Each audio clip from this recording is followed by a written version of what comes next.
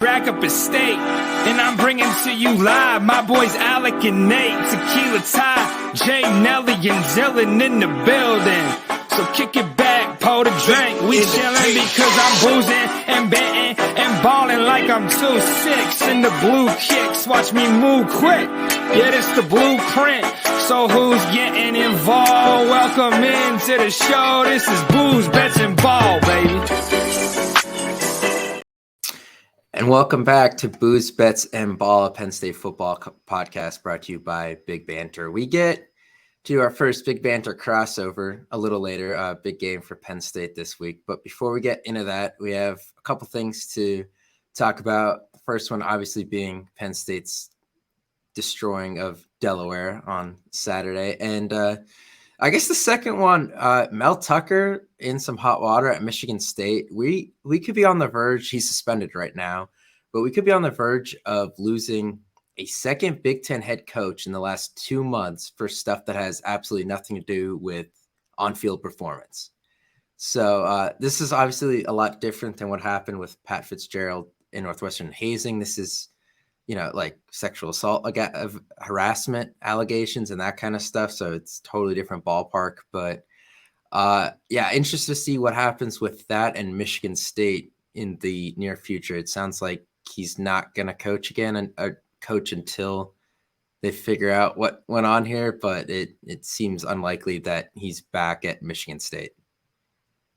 Yes, this all happened very quickly too. I think it was like Monday morning. I woke up and I saw some of this stuff, and then by like midday Monday, he was suspended. So I'm sure the investigation and whatever has been going on for a long time, but from the information getting out until him being suspended is very, very fast. So yeah, that wild story there. But focusing back on Penn State then. So Penn State 63-7 over Delaware. I guess that's that's a little more than I expected points wise. I think the new clock rules, it makes it harder to score 9 touchdowns, but Penn State did just that. I mean, Ryan Day said that it was too hard to score, right? So because they scored 35 against Youngstown. I said 56-7 last week, so I'm actually not too displeased with my prediction. I guess just the one big play for Delaware was really most of their yardage, right? I think about half of their yards came from the one touchdown play, which, as has been covered on Twitter many, many times, maybe was down to one individual's poor performance, Tyler Elton, and not filling a gap that he should have done. Yeah, I guess I'd rather them maybe if they're going to give up a score, it be one big play with something that seemed correctable instead of Delaware going on, a 12-play drive where they were, getting 5 yards every play against Penn State's defense. That would be a little more concerning to me, honestly. So I don't have a huge problem if Delaware's one score is a blown play with a couple of second-string guys in. It is what it is. Drew Aller looked accurate, I guess is the best way to put it. They didn't really go downfield. I know that's something we talked about last week. I just feel like that might be something they don't want to give away yet with where we are on the schedule, but 22 of 26 for 204 and a touchdown. I think, did he have a rushing touchdown? Yeah, he did. He had a rushing touchdown too. So pretty good day again for him. Can't complain there. Running backs, Katron Allen, 103 yards. Singleton, 3 touchdowns on only 12 carries. So pretty efficient there. It was about what I guess we expected from the offense. They really did not have any trouble. Yeah.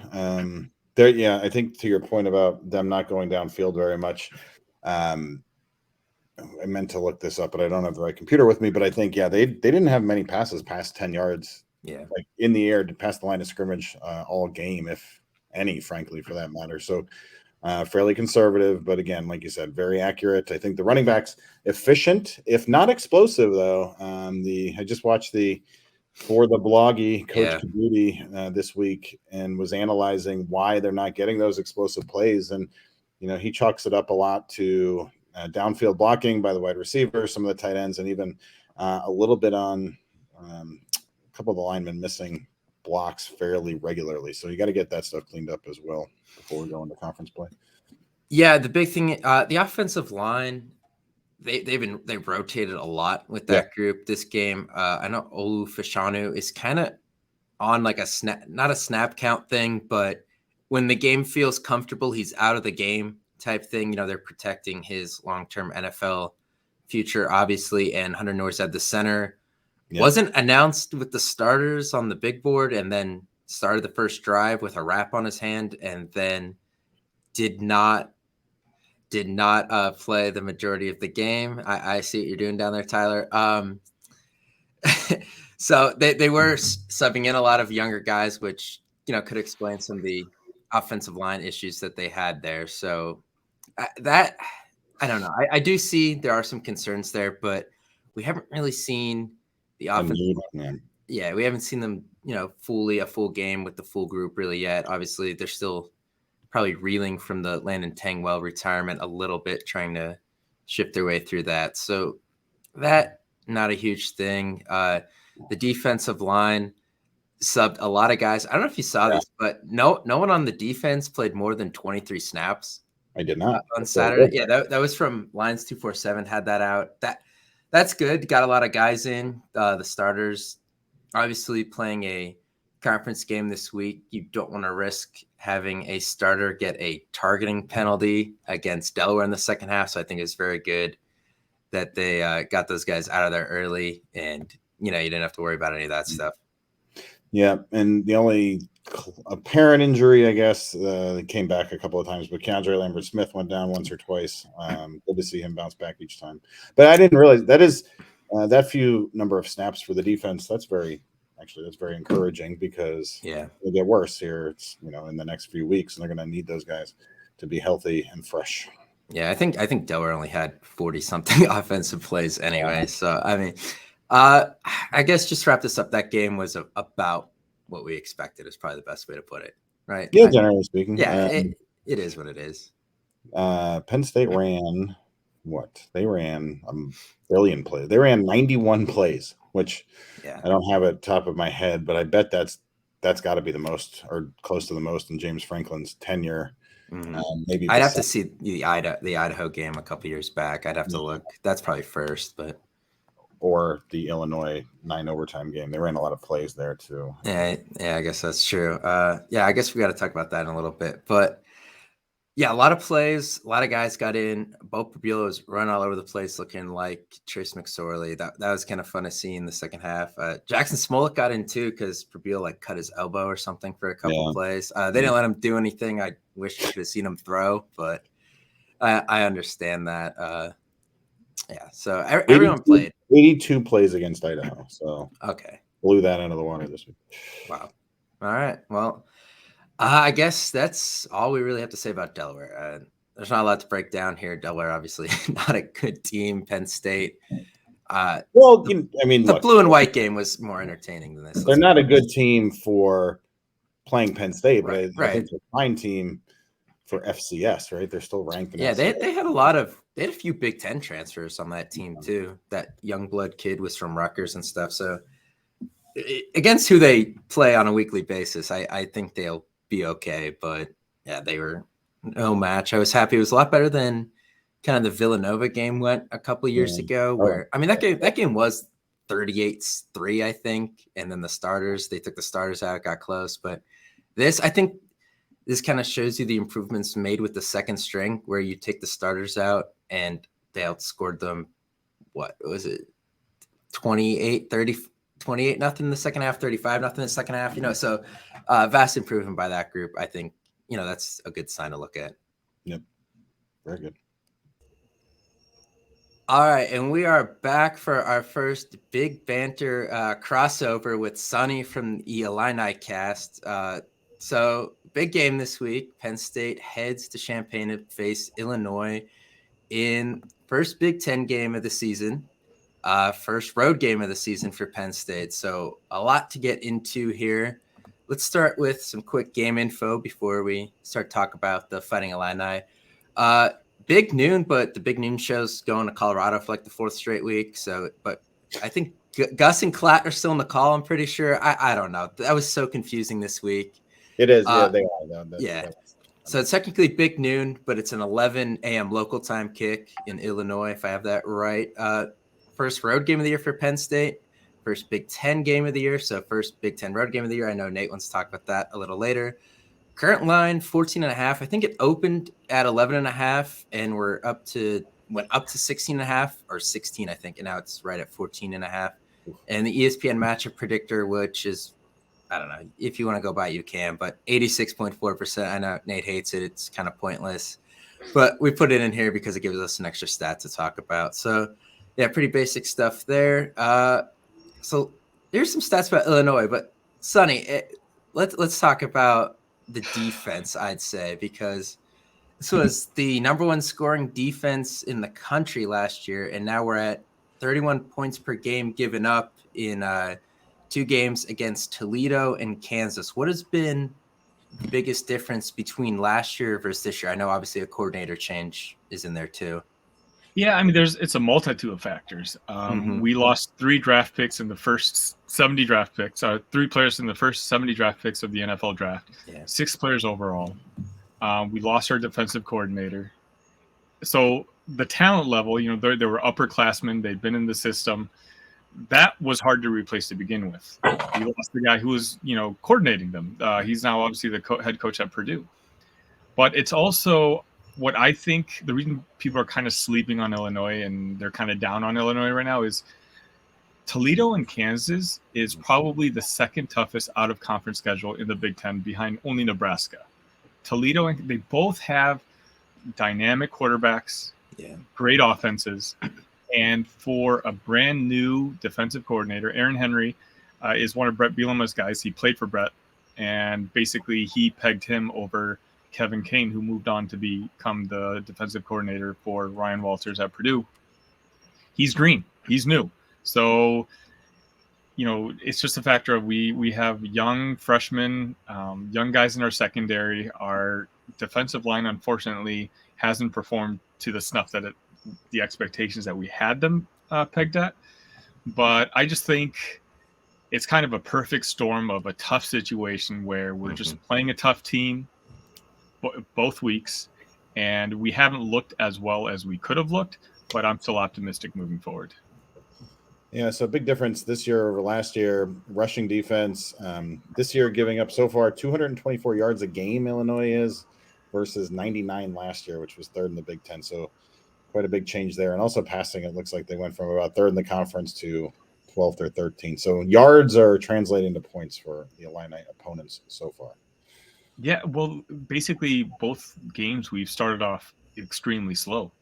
We were down multiple touchdowns in the first half, and all of a sudden Brett Bielema ball, which is just 3 yards in a cloud of dust, is out the window because you're playing catch-up right off the bat. That Kansas team, I think, would clearly win the Big Ten West. Like, they're not only fun to watch offensively, but they're super sound on defense, and I was really impressed by what I saw from them.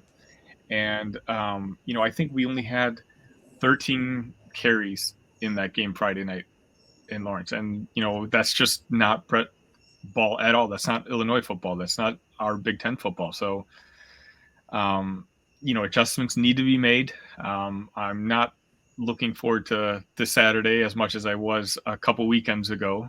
But, you know, for me, the season starts 2 weeks from now because I think defensively, I trust our coaching staff. I think we'll be able to make the adjustments both personnel-wise and schematically to face off against a Big Ten West teams that are kind of more, you know, game plan. Like, we are better suited to play against. You know, we're not playing against the running quarterbacks every week that we have the first 2 weeks. And that's something I was going to say, too. I mean, watching Jalen Daniels, when they got pressure on him, he was very elusive, making throws downfield. I would be curious to see how Drew Allard does there because he's not nearly as quick as Jalen Daniels is. So that'll be an interesting observation to have throughout the game. Like, can they get pressure on Aller and then make sacks rather than give up big plays downfield? Yeah, I mean, I'm sure you guys are familiar with Johnny Newton. You know, he's our star defensive tackle.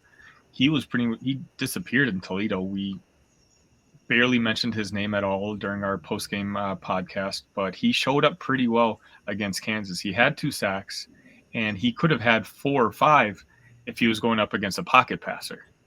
So, you know, we're going to need him to show up Saturday along with, you know, Keith Randolph, Gabe Jackus and company because You guys just seem to be like a finely tuned machine right now. The coaching staff has coached you guys up. The expectations were sky high for you guys, and so far you guys are living up to it, whereas we're kind of in a chaotic situation where people are kind of questioning things and trying to figure out what personnel fits where. Yeah. Go ahead. Okay. I was just going to say, I know you kind of brought this up, but I was looking at this. So Illinois has been outscored 40-14 in the first half of games, and then they seem to really turn it up in the second half. Is it the offense starting slow, or the defense, kind of starting? Which side of the ball you think is starting slow and causing the other side? You know what I'm saying? Like, what part of the ball is starting slow and causing the other side to maybe struggle? Do you think it's both, or is the defense looking worse than it is because the offense is struggling? Because I think a lot of people think this is a defense first team, and it should be, right? But I mean, it's honestly a combination of both. Again, we've played two very high-powered offenses, and with us going 3 and out on our first drives, they come back and score, and we're not showing much imagination on our side on offense in the first half. I mean, last game I think we only had 2 drives, period, in the first half. We're just not having the ball. We're giving up big third downs on defense. Like it's a bummer to see. Last year we had the best defense in the country, whereas right now through the first 2 games, we have the worst defense in the conference. So again, it's one of those where we're already down 2 scores early in the first half. Our game plan is kind of thrown out the window. We don't have that Chase Brown there to just hand the ball off to and eat up some time, eat up some yards, and continue drives. We have younger guys in that running back room who are still trying to find themselves, who, again, I'm very excited about our running back room, but they're also green, and they haven't really, I don't know if they have established the confidence level with their coaching staff to keep handing them the ball, as opposed to, Luke Altmaier, I'm sure we're going to discuss in a little bit, has been such a bright spot that the coaching staff obviously trusts him more than we trust our running backs right now.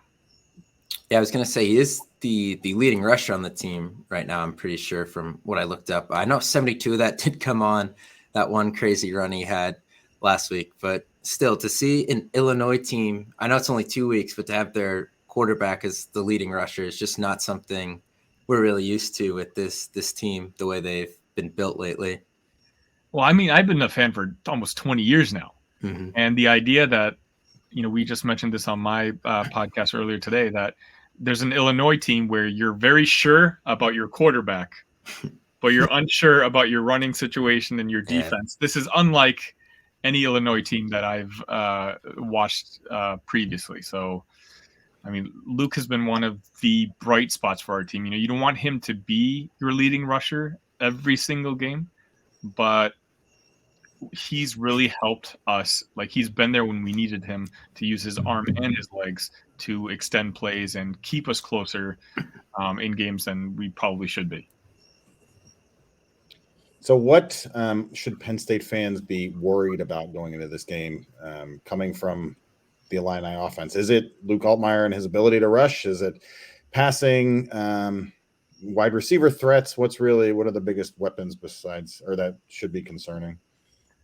Well, coming into the year, we had what I consider the best defensive line in the conference. And we are genuinely loaded there with top-end NFL talent. Another guy who's going to go in the top 10, another guy who could go in first round, and another guy who will go in the first round next year. So I thought that was going to be a big strength of ours coming into this season.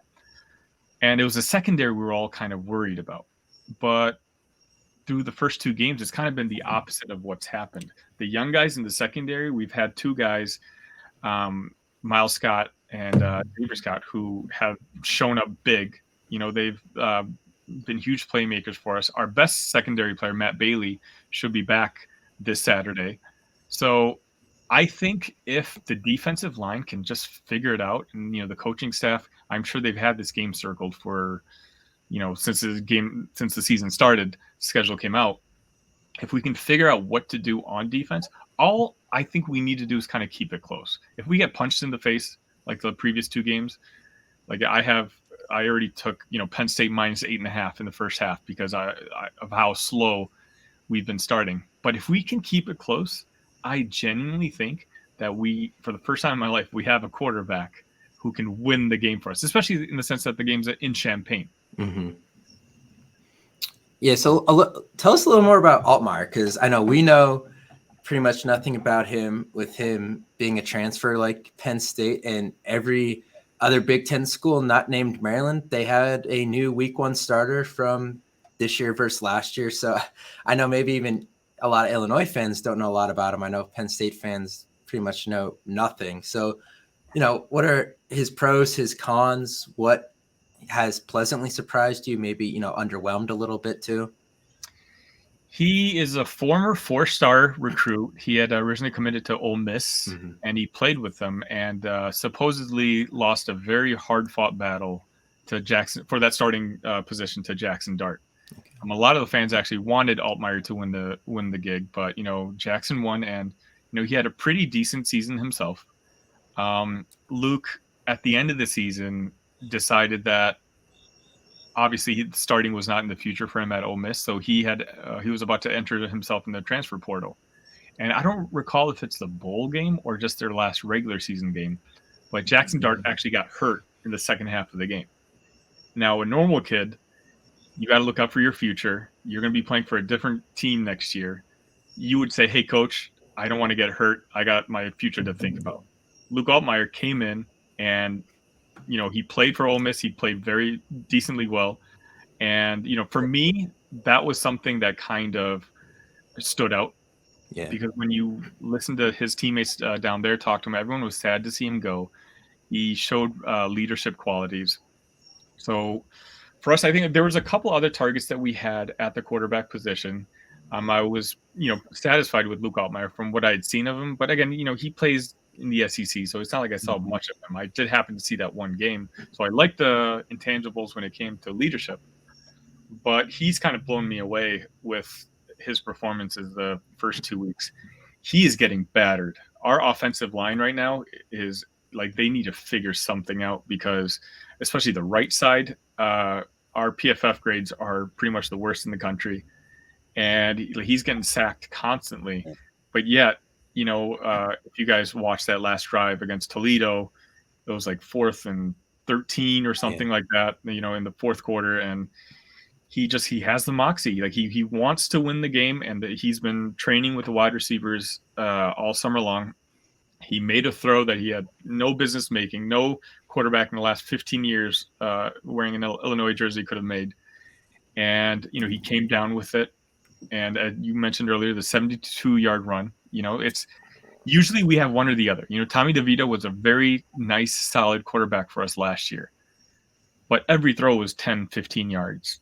That's kind of what we could expect. Altmaier can launch it if he wants, but he can also, if he's being chased around, run it to the house. So, that's been a huge, pleasant surprise, and it's something, we have a new quarterback every year. That's tradition here at Illinois. So the fact that we have someone who should be here for at least the next 2-3 years is such a pleasant thing to, think about. Yeah, you mentioned kind of the sacks. Kansas had 6 sacks and 9 tackles for loss on not that many Illini plays, actually. So they will need to get that cleaned up as they go into Big Ten play, definitely. Yeah, I will say. Go ahead, Tyler. No, go ahead.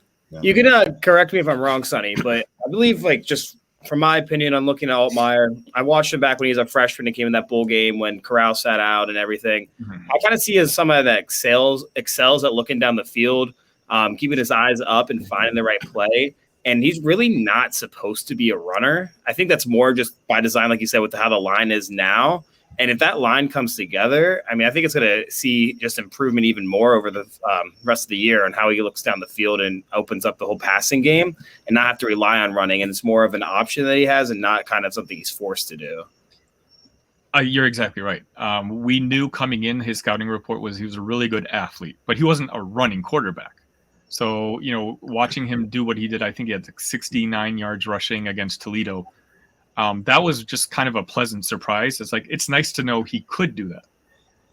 unfortunately, he was kind of forced to do that again week 2. So now it's kind of like okay, it's nice to have this in our back pocket, but we don't want this guy running for his life every single drive, moving forward in the Big Ten, because if you look at him, he's not a big dude.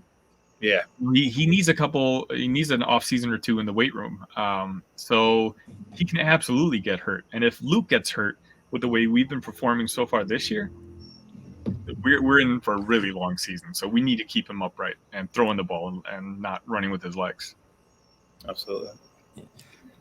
So maybe you answered this with you saying the right side has struggled in the offensive line, and shame on me for not having the picture. But the last image we have of Illinois in all of our heads is the 8-down lineman, or however many it was. The barge. Yeah, are we going to see that again? Do you think that's coming back out? I'll be honest, Penn State's best run defensive tackle, Kasai Izzard, has not played yet this year. So we're still kind of waiting to see if he's going to come back this week. We think he was just held out last week as a precaution because it was Delaware, but we're not totally sure. So that is a significant problem for Penn State. But is the barge coming back, do you think? Is that up the sleeve again?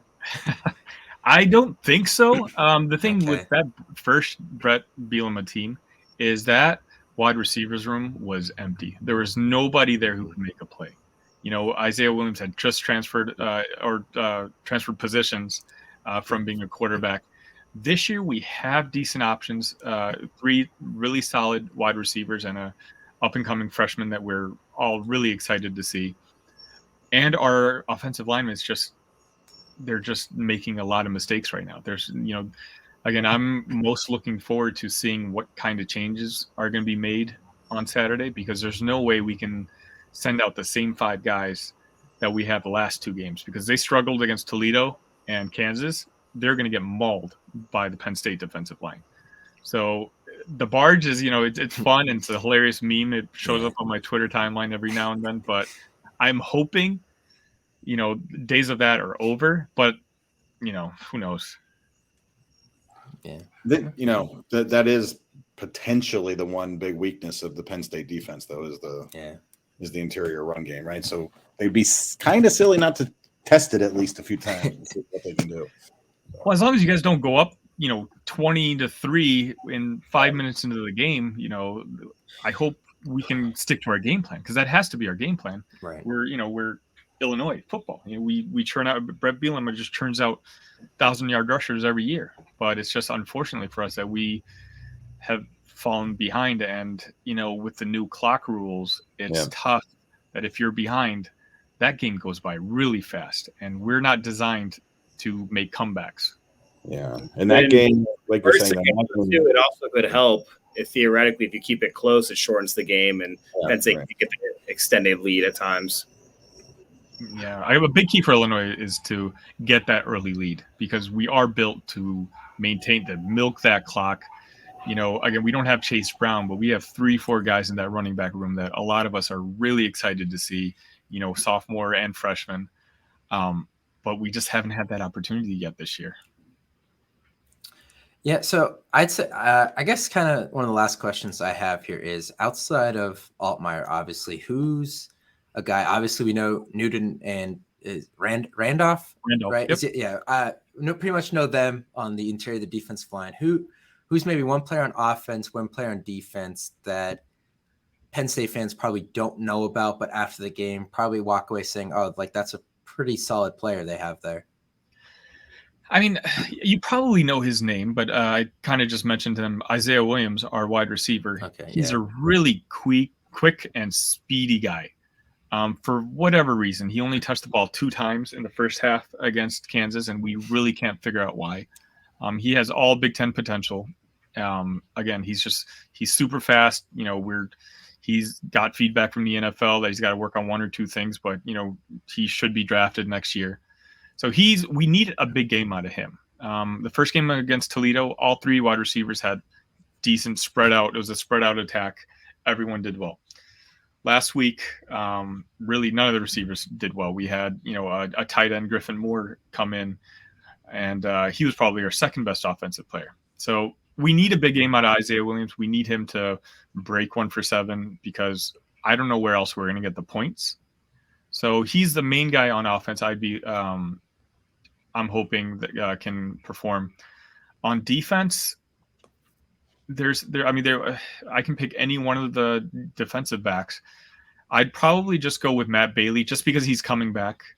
He was a freshman last year, and he was, on the all-freshman team. He, in the first 2-3 games, you can tell he was going to be a playmaker. He's in the same mold as Kirby Joseph, who we had a couple of years ago, Devin Witherspoon, who we just had last year. He's the same type of player.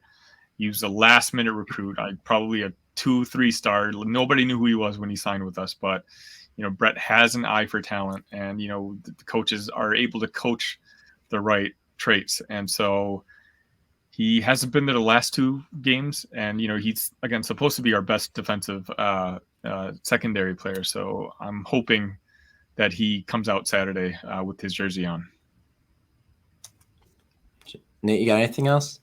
No, I'm excited. I mean, obviously Penn State gave up like 400 yards rushing to Illinois last 2 years ago, so Yeah, we need to avoid that on 67 rushes. Like they couldn't even get to 67 rushes this year with the new clock rules, and it's just funny to me that game went to 8 or 9 overtimes, and yet still hit the under.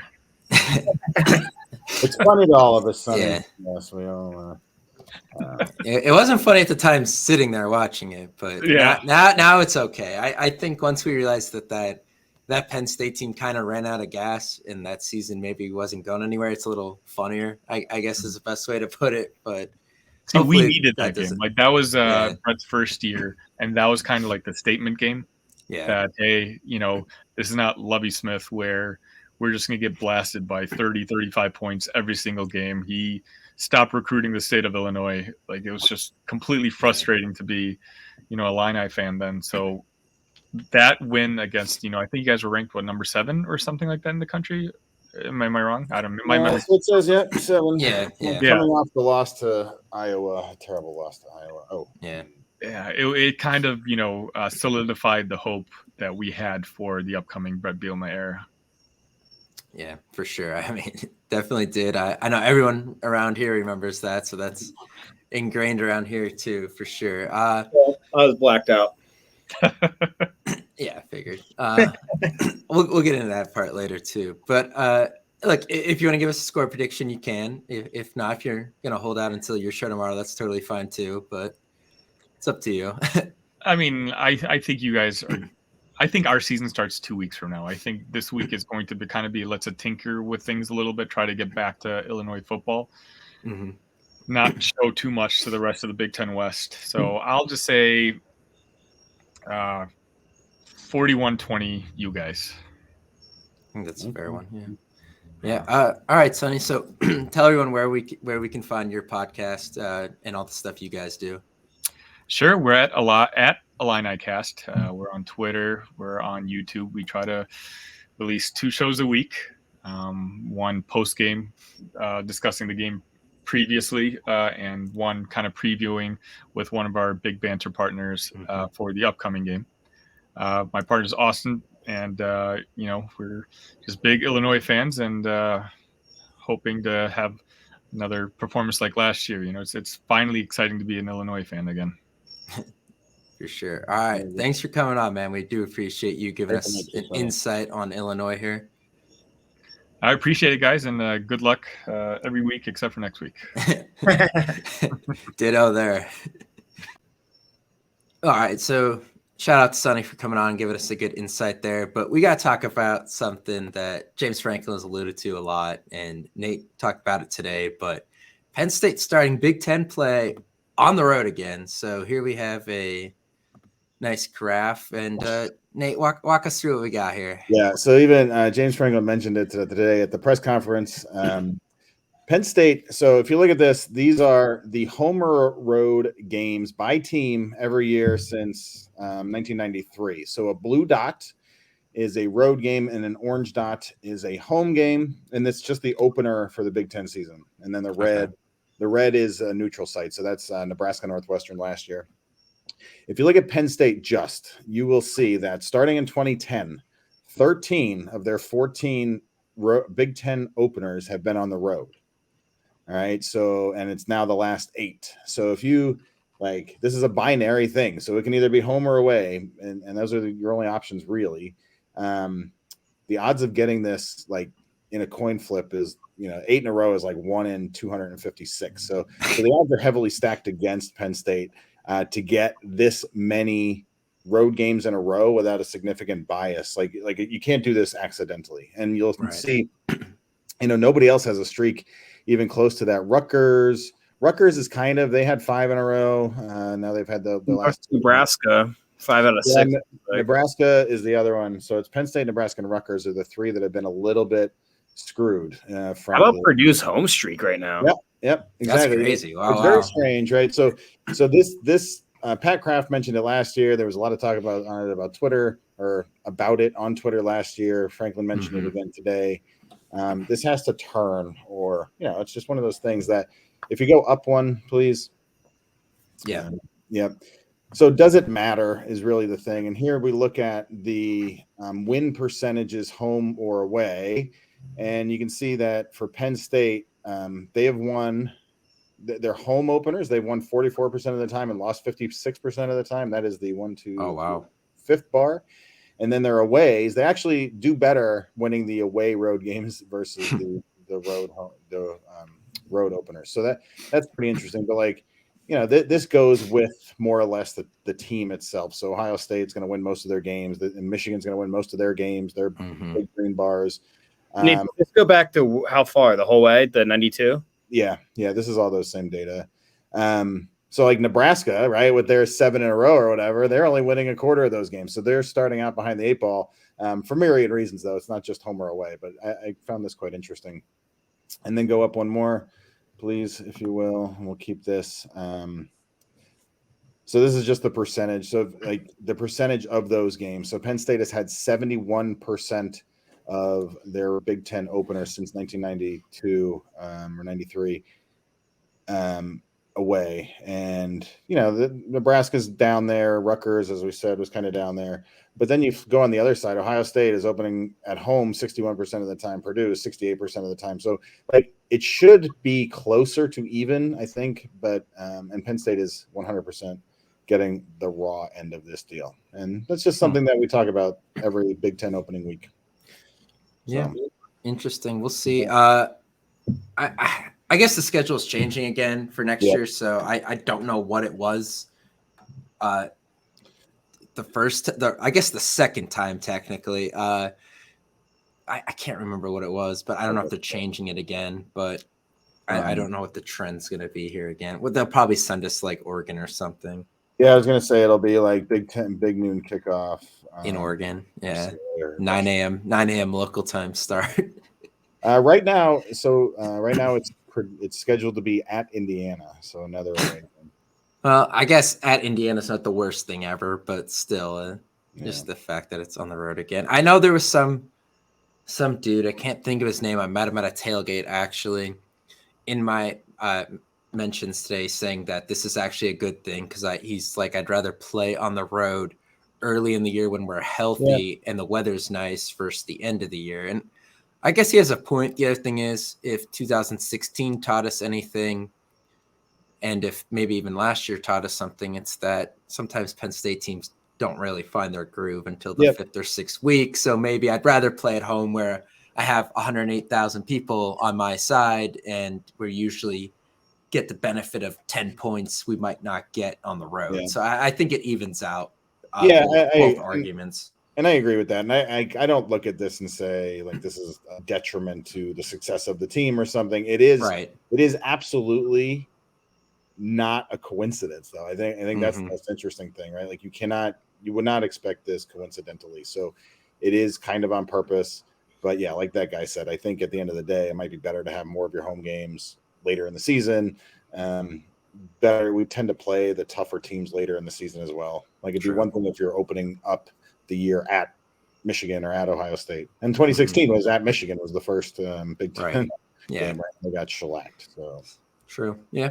All right. Well, that's interesting to dig into. And now get to do our favorite thing of the week. And I forgot to add a picture. I am sorry. He has an Illini themed drink here. Yeah. So it is. I know. I wanted Alec to add the pick because it's kind of an. I know. I was here. slacking on the pictures today. I'm sorry. Yeah. So Illinois is doing an quote unquote orange crush out for the game on Saturday. If you recall, last year Auburn did an orange out too, and that didn't go well for them. So Tyler, run us through what we got here for the drink of the week. I know. So with an orange out, what better drink to have than an orange crush right in the morning before we crush the orange? You know. Right. So basically, anyways, it's an early game. It's an 11 a.m. kickoff locally. This is a little aggressive, but also it's a drink that's kind of common at brunches. So I don't know how many people are going to be at the game or at home, finishing up a nice little breakfast and getting ready to sit on the couch and watch it, being in a bar. But this is kind of one where you're going to get up early and get out, and you're going to have to get after it because it's a Penn State game still. So it's a good drink to kind of get the juices flowing. Start off with a little bit of vodka. You could go with the orange flavored if you want to, or plain vodka. It doesn't really matter. A little bit of triple Zec. Throw some orange juice in there, just like freshly squeezed. A little soda to top it off. And then if you want to throw an orange slice in there, some orange bitters, you can. But it's just an orange drink, pretty straightforward, good tasting. But it also wakes you up a little bit, and it goes well with breakfast food. So it's a good drink to have for an early morning game, especially with the late 11 a.m. local kickoff.